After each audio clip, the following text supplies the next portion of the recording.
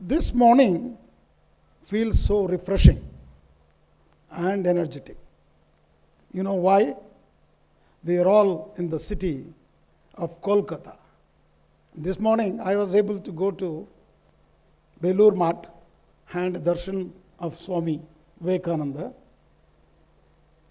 I'm truly happy to be at this city where Swami Vivekananda was born, and we are celebrating actually 160th year of celebrations of Swamiji's birthday. Just on 12th January, I was at a Sri Vivekananda Yoga Samsthan on their convocation. I was delivering the chief guest address, so it was thrilling. My young friends were at this seated back and attending this conference. You are all lucky to be here at the Globsyn Business School, where I could see the founder and all the others who have developed this, with the very distinguished members of the board as well, are all emphasizing on skilling, employability, and more importantly, the universal human values. Friends, we are in a city where Swami sent the message to the whole world. What is about the universal human values? Friends, be and make. This is a famous statement of Swami. Shall let it be your motto. And I was very fascinated with another statement of him. Arise, awake, and stop not till the goal is reached. Amazing message from a town, and cornered the whole world.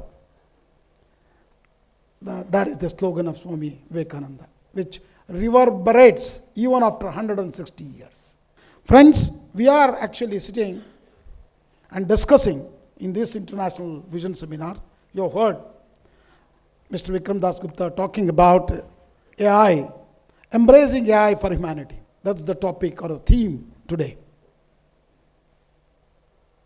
Friends, before I say something about the AI, let me say this embracing AI for humanity signifies a paradigm shift in the way we perceive and integrate artificial intelligence into our lives. Friends, this is no more a new future technology. It is actually embedded in your daily life already, which you may not even perceive. The theme advocates the use of AI for humanity, which is beyond technological advancement and emphasizes the ethical, social, and humanitarian dimensions of AI deployment, which is the better city than Swami's birthplace to say about these aspects and taking AI to the next level, ladies and gentlemen. In today's fast-paced, ever-evolving world, the rise of artificial intelligence and its potential to replace human jobs has become a growing concern. Let me stop for a while and say, I actually, when I joined All India Council for Technical Education, that was last year, December 2022. If you remember, just a month before, ChatGPT 4.5 was released. How many of you have used ChatGPT here? Can you raise your hands? How many? Oh, good. Very good. This is a large number of people are using. So I also thought, in the month of January, I had little free time one day evening. Then I thought, let me ask a question to ChatGPT. The question came to my mind was, I asked ChatGPT to say, what does AICTE does? Because I came from a director of an IIT and I was at the Institute of Science. So suddenly this is a big ocean for me. Okay? I will tell you why it is later on, because some of you may not know what is all AICTE is about. Maybe one line I will just tell you before I go on continuing on the story.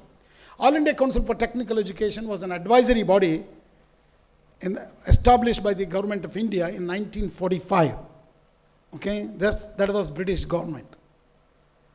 And it became a regulator in 1987 when large number of engineering colleges mushroomed in southern part of India, Karnataka, Tamil Nadu, Andhra Pradesh, then together, and then Maharashtra.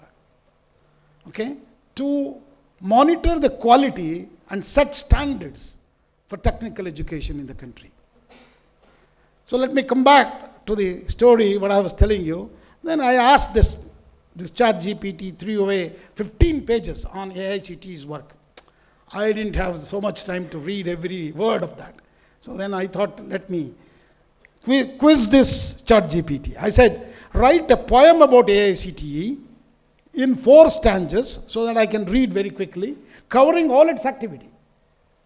Believe me, ladies and gentlemen, in 10 seconds or less than 10 seconds, a beautiful poem on AICTE was there, covering every activity of AICTE better than what I had understood by then.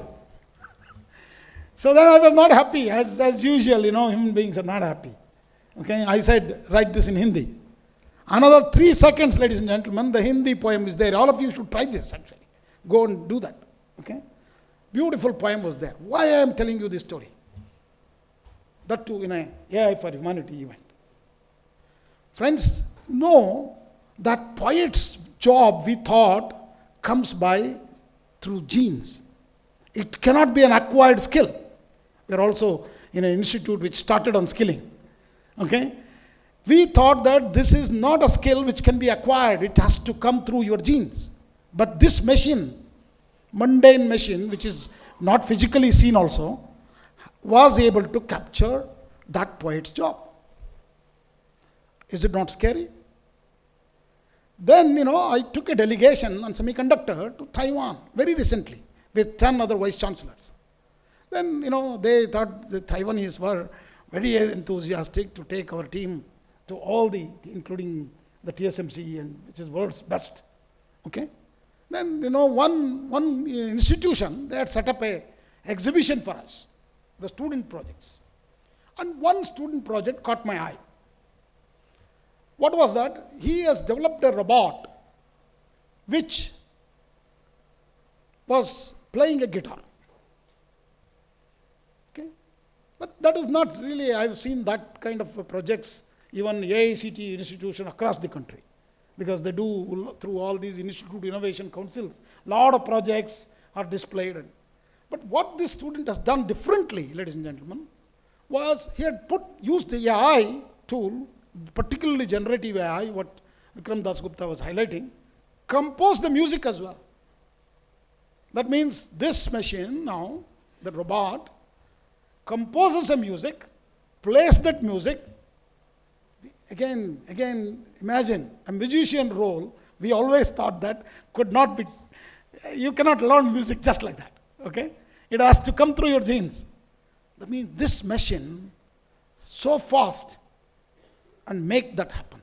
So that means a job of a poet and a musician is taken over, means any job this machine can do it, ladies and gentlemen. Any job which based on memory and calculation, it can do much faster than a human being can do.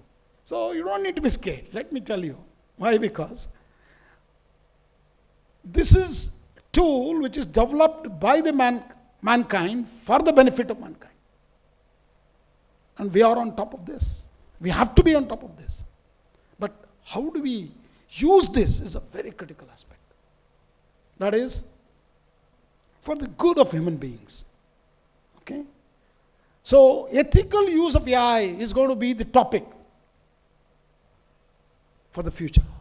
Okay? These AI tools, I'm just giving you ChatGPT, but there are thousands now, not just hundreds of chatbots. And every day you are using, even the Google map you are using is actually nothing but AI at the back end for you. It will tell you, turn right, turn left, take you through the gullies of Howrah, and still you reach the place. Today morning, everybody, whoever I asked how much time it will take to go to Belur Math. Sir, it is only 12 kilometers, but it might take 1.5 hours. But Google said 30 minutes, dot on 30 minutes, ladies and gentlemen. And when I came back, another 30 minutes, we were there, dot. That means it calculated the traffic, not only just the route, and exactly guided through the busiest marketplace of Howrah. just before the bridge, you enter. Okay? That's the power of technology, ladies and gentlemen. Friends, we have all, I think you have already presented some papers yesterday, large number of them, and they're going to hear today also 2 panel discussions, very interesting by the lots of experts from across the world. So one crucial aspects you need to remember about AI, which distinguishes from this machine, which is so powerful today, from the humans, is the ability to become empathetic, compassionate, and loaded with emotional intelligence. From a city where Swami emphasizes this on this, I don't think anything else. We need to learn this generation, ladies and gentlemen. This is there from centuries here. We need to only adopt it in our life. In order to sustain with the rapidly evolving world, it becomes imperative to design and implement AI to enhance human capabilities. That's why I said you don't need to be scared. Improve quality of life and foster inclusivity. That means everybody will be part of this. Also, we must ensure that AI systems are developed and utilized in a manner that upholds the principles of fairness, transparency, accountability, and privacy. Friends, this is where India is in the forefront. You can say India today is number 1, maybe. Even if you say America is number 1, even there also, who are doing it? It is all Indian diaspora, ladies and gentlemen. Friends, let's look at what really has transformed the world after COVID-19. It's more than what we have created is world's largest digital public infrastructures. I can go on naming. That is, one is Aadhaar, then the bank accounts which are created, large amount of bank accounts, and the UPI, the entire 40% of the, or 45% of the entire transaction which happens in the world online happens in India. We are the largest UPI transactions in the world. So, sir, how are we doing in science and technology? We are also doing exceedingly well. In the last 10 years, I'll just give you, we are in the research papers, okay? We are number 5 in the world. Patents filing. When we had in 2013, number of patents were in hundreds. Today, we have 80,000 patents have been filed. We are the 5th largest patent filing country in the world. Startups, we are the 3rd largest startup companies in the world. How many? 125,000 startups, ladies and gentlemen, in the country. Okay? We had something like hundreds in 2013, 2012, 2010.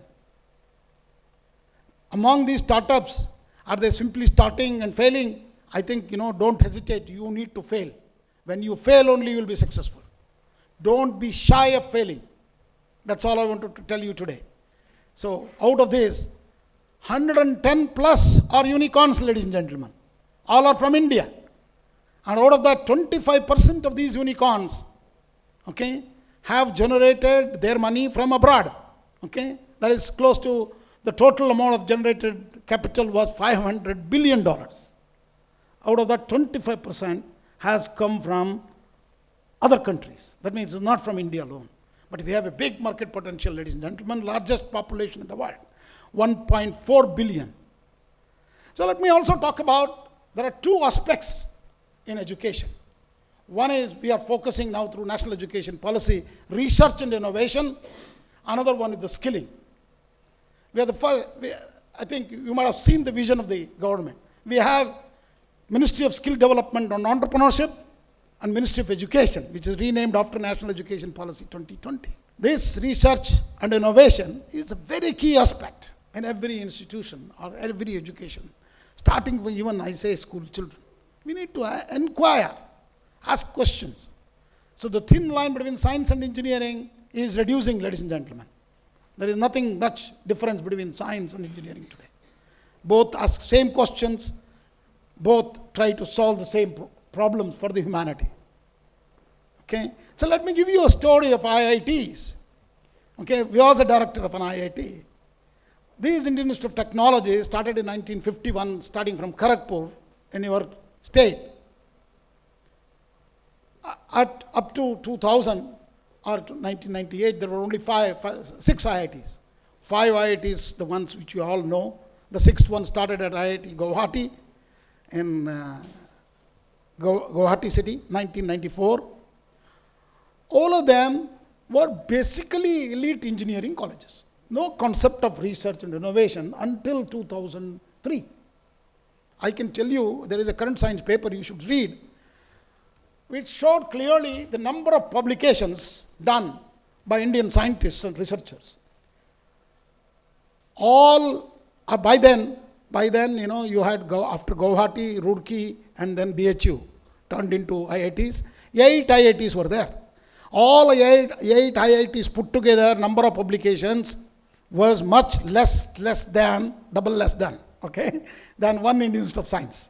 Again, why I am very proud, I am an alumni as well as I am a teacher there, and also this city has a connection, which is the suggestion came from Swami Vivekananda itself to create that institute to Jamshedji. Okay, 1905, before Jamshedji passed away, he had actually written a will. Why it is still called in Karnataka, this institute is called as Tata Institute. But nowhere in the document it is a Tata Institute. Okay? Why? Jamshedji wrote a will. He had 2 sons. And he said, I'm going to entire property of mine divide into 3 parts. One to the notional institute called Indian Institute of Science. Anyway, let me come back to the story which I was telling you on the publications. All publications were only at only one institute, research institution. But today, ladies and gentlemen, in 20 years, all IITs have been transformed into truly a multidisciplinary research university. Today, IIT Madras alone crossed Indian Institute of Science in numbers. IIT Kanpur is the best for innovation. And you can see in 20 years, these IITs, Indian Institute of Technologies, have been transformed into institutes of Indian technologies, ladies and gentlemen. Large number of technologies have been given by these institutions. They are our brand. IITs are our brand.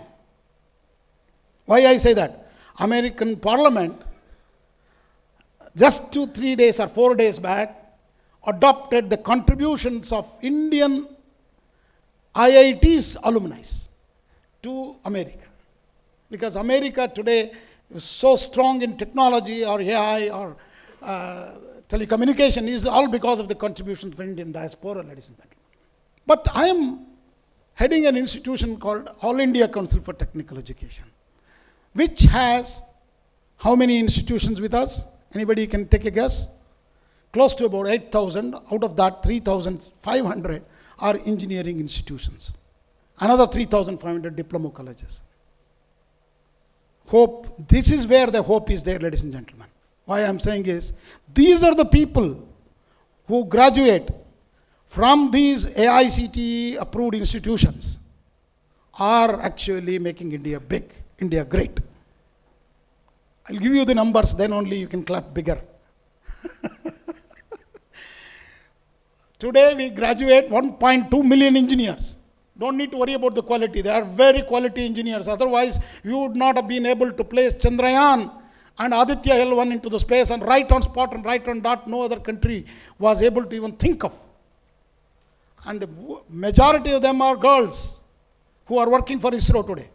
I was with ISRO chairman Somnath. I asked him, where are you from? He says, I am a private engineering college, TKM College of Engineering.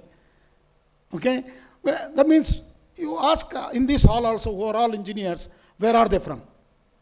Maybe one Sandeepan ji ko chhod ke everybody should be from another engineering colleges from AICT. Isn't it, sir? Let us ask this question. How many of them are undergraduate, BTech from IITs? You see, none. That's good. You are the only one. And I was not the one. Okay, I went from an engineering college, from a very small government engineering college in Karnataka. What I am trying to tell you is, ladies and gentlemen, there is a hope. These engineers have done remarkably well. And all the startups which I mentioned, and all the papers which I am mentioning are all actually, majority of them coming from our institutions. So today, we are going to be the largest producers of engineering graduates in the world. And we who are going to work for the whole world as global engineers. The advantage is, all of them speak English and more than one language. So these are the things which makes we are very proud. And in the world of AI, particularly like the chat GPTs and other things, it becomes crucial for us to understand the importance of humanness. So what we have done at AICTE, for all these institutions, we have created a course, a compulsory course, particularly through induction, 3 weeks induction program on universal human values. Today, my engineering graduates, I don't know how many of you know, can take a minor degree in universal human values. 18 credits. Courses are available. These courses have been developed and they put it in Swayam portal. We have a largest MOOC platform in the world. 10,000 courses, ladies and gentlemen. If you have not used one, please take. There is no age limit. It is a lifelong learning. You can take a course. IIT Madras will conduct the exam, get a credit, put into academic bank of credits as per the NEP, and you can transfer that credit. And this is the time, ladies and gentlemen, that Indian education is transforming. Why? Why I am saying that is, I will tell you the National Credit Framework, along with ABC, Academic Bank of Credits, is going to be the new QR code for the new learners of India. Because it becomes so flexible now to do, and you can read the textbooks in Indian languages. We have created at AICTE textbooks of diploma on engineering in 13 languages. They've already come and put it freely available for all of you. And these are not run-of-the-mill textbooks. These textbooks are developed by professors of IITs, NITs, and good institutions of AICTE. And not just that, ladies and gentlemen, these are actually translated into 13 different languages and put it on e-cum portal of AICTE, e-cum portal. So please log in and download. Why? You will be the loser if you don't do that, because there are already 6 lakhs people have downloaded from 70 different countries. And I was wondered, what do they do? A Python programming in Vadiya language downloaded the maximum. And I was asking my own self, what are they doing in Vadiya language? Where are these people from? That means our diaspora is across the world. So AICTE has plans to develop in Bharatiya Bhashas, every language, okay, the textbooks, because that's very important, because we have forgotten our mother tongue. It's very, very important to think and do in our mother tongue. I'm not saying they take a degree in, that also we are offering you, if you want one. That is, AICTE has already started degrees in regional languages. But I'm not saying that we are not forcing, government is not forcing you to take a degree in regional languages, but we encourage you to read and create glossaries and topics in our languages. It's very, very important. Otherwise, such a rich heritage, culture of India will be lost. We have done exceedingly well and we are pursuing that matter, and Government of India is also encouraging in a very big way the Bharatiya Bhashas. It's not just no more a three language formula. Okay? It is whatever language you would like to learn. Language is your strength. Friends, another part is the skilling. We talked about research and innovation and how it is important. Skilling is again very critical. This year in the approval process we have made skilling courses are mandatory and compulsory as part of any engineering and diploma and management education. Up to 40% of the courses you can do self-learning. It's very critical. You may not appreciate today learning. The role of teachers have changed. Role of teacher is completely changed today. He is a facilitator, because our students would not like, the old time teaching methods. Because I remember I took a course, a compulsory elective, because there was no elective in my time. They said elective course, but there was only one fellow to teach that. Okay, that was the elasticity. Okay, and then I started learning, and my teacher used to come bare hand with a chalk and write from left to right the entire equation. I was really mesmerized. Believe me, the younger generation will not be mesmerized. Why? Because they will pull out on the Google right in front of him all those equations, and he doesn't maybe he will just go to the classroom. So our way of teaching has to change. So AICTE has done a lot of these kind of experiential learning. AICTE Idea Labs, the one, if you have not seen one, go and see. It is also there in the state of West Bengal. We have created AICTE Idea Labs where we allow the students and teachers to do hands-on experience. It may be a chip, it may be a 3D printing of a product, and create, at the end of the day, you do something and create something and take it with you. That's the kind of a teaching we need to change. There is a lot of effort is required. And management education, coming to management education, you might have seen AICTE said we should now also set the standards in undergraduate management education, in undergraduate computer application courses. Time immemorial, 87 say we are doing MBA, MCA, but somehow we have forgotten about BCA, BBA, and BMS. You might ask a question, why we are not doing? Because the Act of the Parliament says very categorically the engineering and technical programs, including management education.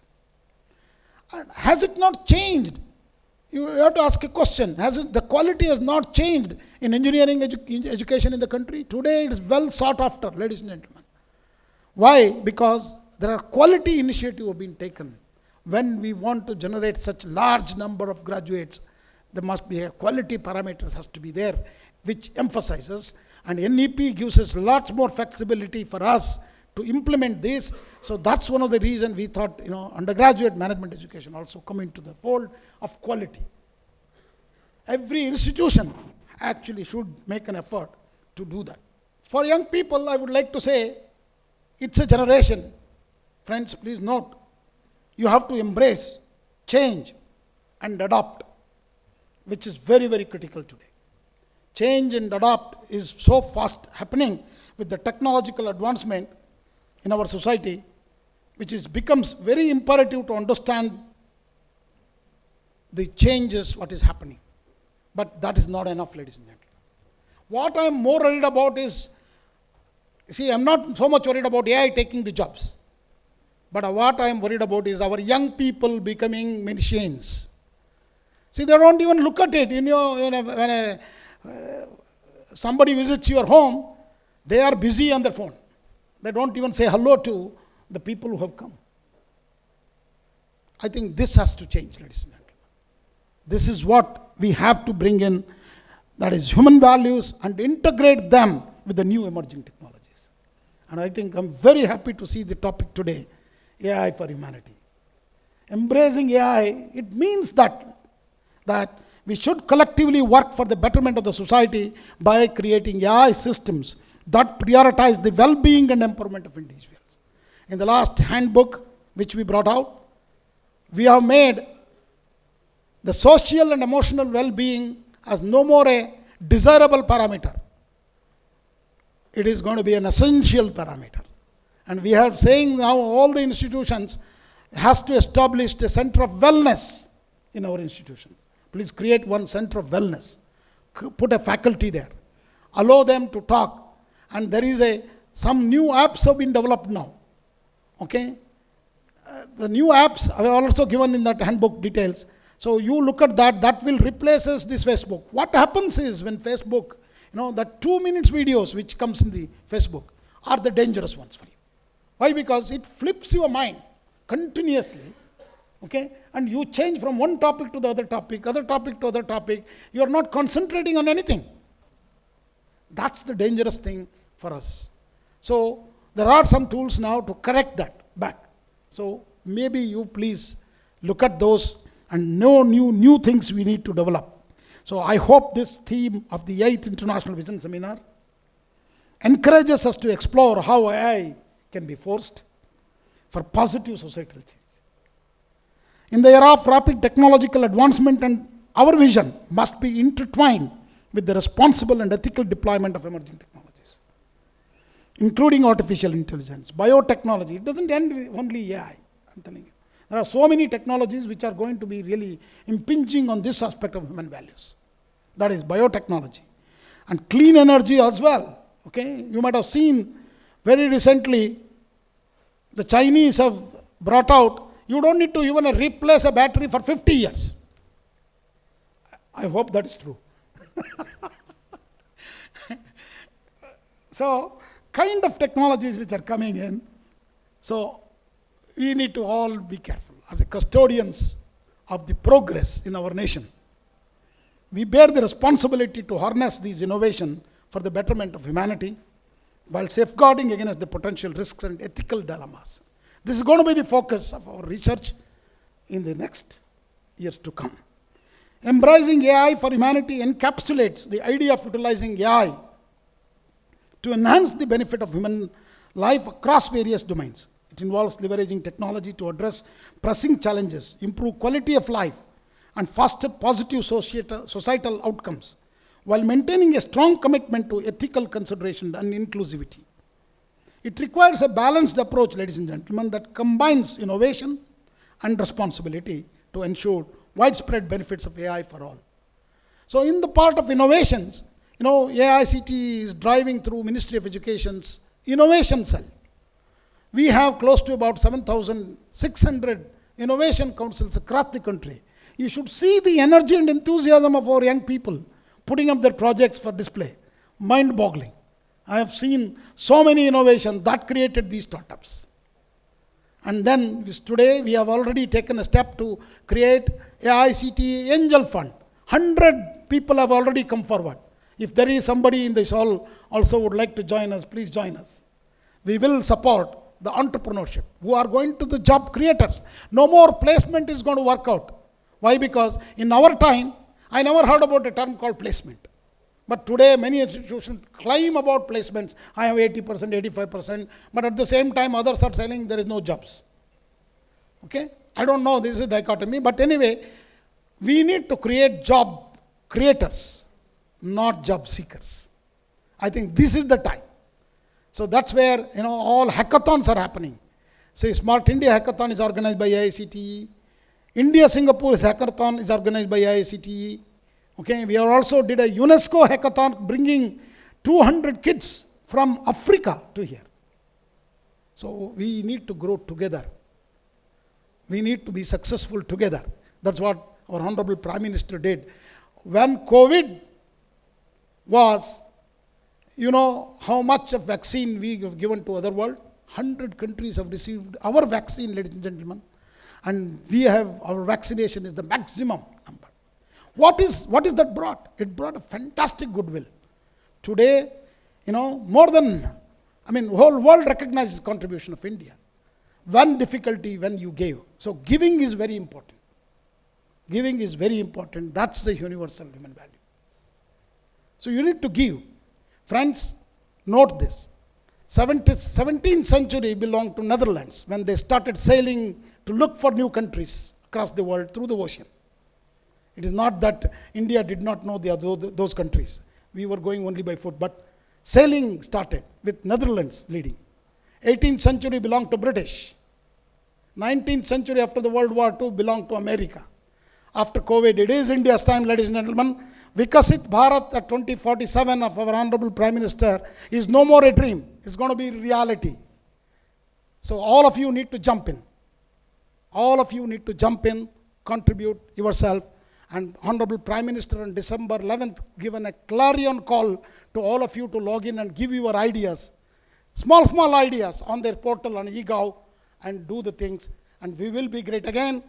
And I congratulate the organizer for this International Vision Seminar for providing a meaningful platform to various stakeholders. And I'm very happy being here. And I wish you the very best in the remaining portion of the conference. Thank you very much for patiently listening to me. Namaskar, Jai Hind, Jai Bharat.